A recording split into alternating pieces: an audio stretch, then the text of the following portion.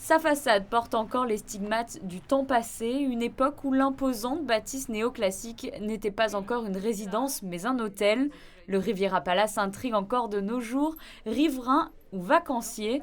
Construit à la fin du 19e siècle par l'architecte Georges Sedan, toute l'aristocratie et la bourgeoisie européenne s'y retrouvaient chaque hiver.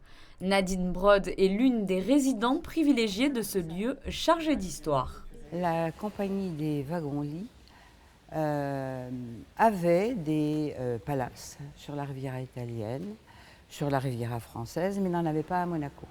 Elle avait une clientèle importante, russe pour la plupart. Et un jour, la Société des bains de mer de Monaco a proposé à la compagnie des wagons-lits ce terrain en disant on va l'appeler Monte Carlo supérieur et vous pourrez à ce moment-là construire un palace pour votre clientèle.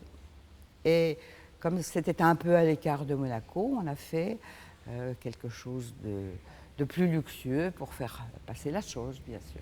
Le roi des Belges, le Shah de Perse, Diaghilev Nijinsky ou encore Colette font partie de la longue liste des personnalités à avoir séjourné entre ces murs.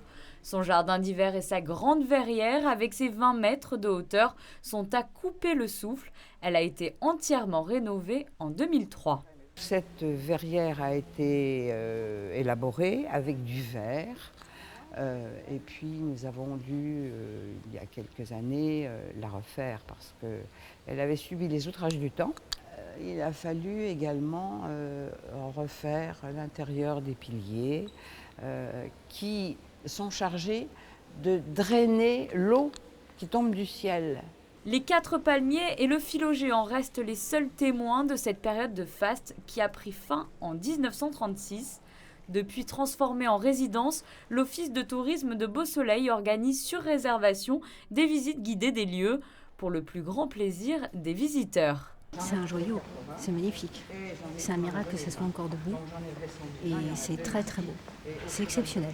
C'est toujours intéressant de visiter ces bâtiments qui appartiennent à notre histoire. Une sensation de faire un voyage dans le temps et en même temps un regret en sachant que la construction est reine tout près, tout au long de la côte, de ne pas le voir restauré déjà, notamment la façade. Donc une émotion un peu partagée. La façade est justement la prochaine étape de cette rénovation initiée en 2003.